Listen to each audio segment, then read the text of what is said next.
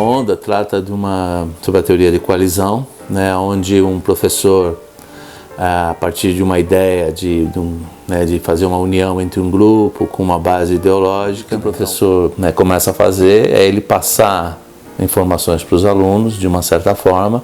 Esses alunos vão criando entre eles essa união em torno de algum fator que ele cria, e são vários fatores. O primeiro é ter um inimigo comum, que é o grupo anarquista. Quando todo mundo identifica o inimigo comum, você começa a se unir em torno disso aí, você começa a ficar até meio irracional, né? Ou seja, o grupo começa a ser mais importante até que seus valores. Ele mostrou a autoridade, mostrou os valores, ele construiu tudo em volta daquilo. A autoridade dele ficou associada ao poder do grupo. Para que um grupo se estruture dentro da teoria da coalizão, ele precisa ter também outras atividades. Então, por exemplo, se a gente pegar um time de futebol, uma torcida uniformizada, sei lá, Gaviões da Fiel, Mancha Verde ou qualquer uma dessas, a gente vê que eles têm outras atividades juntos. Eles têm festas, eles têm a escola de samba, todos esses são pontos, na verdade, pontos de contato, em que o grupo vai se estruturando. Então, para que os meninos ficassem mais unidos, eles precisariam ter outras atividades. Então, o fato de ir para a rua, pichar, fazer essas coisas, essas atividades do grupo, que um ia apoiando o outro, vai aumentando a coalizão no grupo e vai fortalecendo a união entre eles. No final do filme, por exemplo, quando o professor fala que acabou, a autoridade dele é disputada. Não pode acabar um negócio que era tão bom. Por quê? Porque você criou dentro de você uma ideia, e que aquela autoridade, na verdade, ela de repente mudou de posição.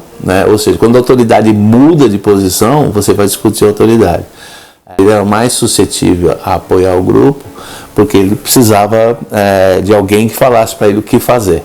E essa era a autoridade do professor. O professor falou alguma coisa, ele olhou a oportunidade, e ele provavelmente ficou mais sujeito à opinião dos outros.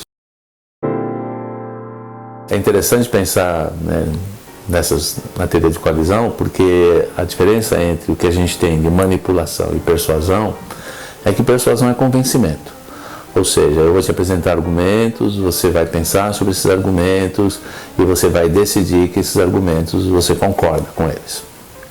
A manipulação é diferente. Você só vai ser apresentado a um lado dos argumentos.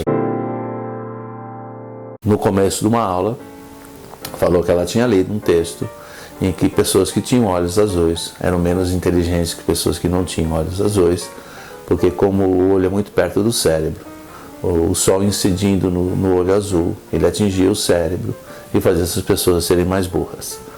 E como essas pessoas precisavam ser identificadas, ela fez um trabalho entre os alunos, dizendo que os alunos de olhos castanhos deveriam pôr coleiras nos alunos de olhos azuis para que eles fossem identificados. E as crianças foram para o recreio e, obviamente, brigaram, porque um chamou o outro de olho azul, e na volta do recreio a professora, mas por que eles brigaram?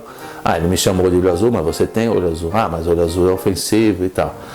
E aí ela resolveu, naquele momento, que ela explicar para os alunos que ela tinha entendido errado a pesquisa, que, na verdade, quem tinha olhos castanhos é que eram mais burros. E agora quem deveria pôr as coleiras eram os alunos de olhos castanhos. E aí eles não quiseram, brigaram todos.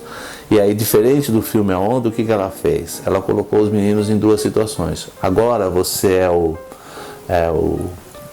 racista, e agora você é o objetivo do racismo, Ou seja, então, quando ela falou que olhos azuis eram mais burros, esses alunos eram os piores. Aí na volta do recreio ela falou que os alunos de olhos castanhos eram os mais burros.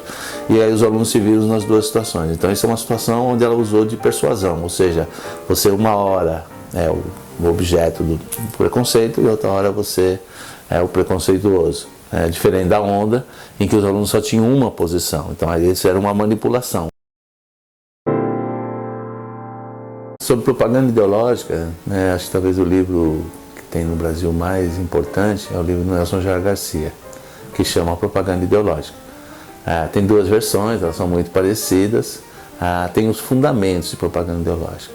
Se alguém quiser se aprofundar nas relações com o filme A Onda, procurar coisas que chamam de movimentos de massa.